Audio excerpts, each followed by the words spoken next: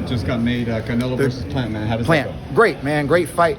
Love Plant. Love what he brings into the ring. We know Canelo and whatever pork he been eating, the boy is strong. You know what I'm saying? We know he's strong, you know, and we know Plant ain't ever been with nobody that strong, you know. I think it's a great fight. You know, Canelo got a little, I didn't watch it. Some people say he got a little exposed, you know, because he got his movement now. You know, he know how to step back now. You know, it's not in a lot of Mexican fighters, you know, protocol, that nice little step back. Mayweather taught him a few things. He said, oh, I can duck. Oh, I can pull. I can take to the left. You know what I mean? And now Canelo's got a little bit of this and that. But American fighters, we've had that for a long time, Canelo. We had that for a long time. Not to say what you don't do ain't pretty. It's pretty, boy, because you was flat-footed. You was walking forward, and Floyd showed you how limited that style was, okay, with his speed and his athletic ability.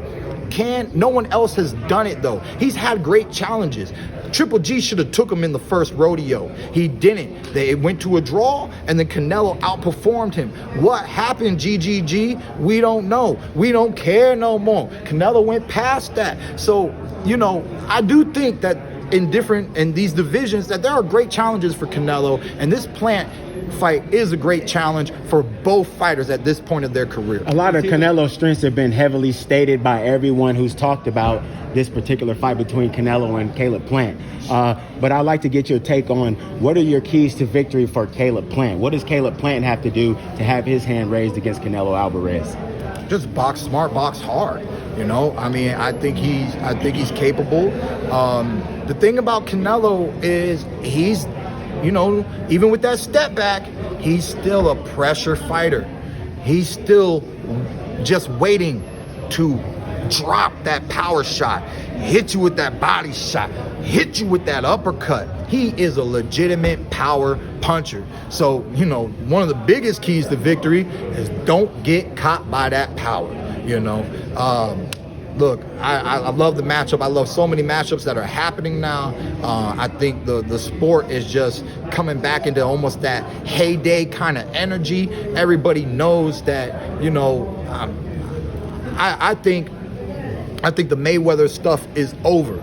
You know what I mean? Staying undefeated, you know, it's going to be more back to that MMA stuff. You win some, you lose some, you get back in the ring, and you do it again. Great champions, they fall and they rise back to the top because they show you, just like in other sports, it's any given Sunday, right? I tell people, when you watch a fight, you're watching the outcome of the preparation for that fight.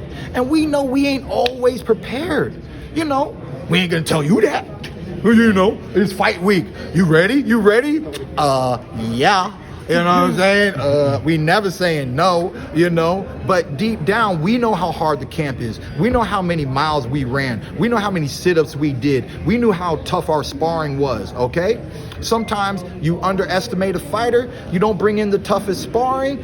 You don't have the greatest performance, right? Sometimes your weight, you didn't control your weight right, you don't have the greatest performance, you know? Sometimes you out clubbing way too much and you don't have the greatest performance. So, you know, I just think boxing is just gonna be that. Make these boys fight each other and let's see what happens. Let's do some great rematches when the opportunities present themselves. And then besides that, when it comes to the welterweight division, there's just so many to run through. Let's run it. Hey fight fans, it's Michelle Joy Phelps. If you haven't already subscribed to our YouTube channel, make sure you do so by clicking this icon right here, or else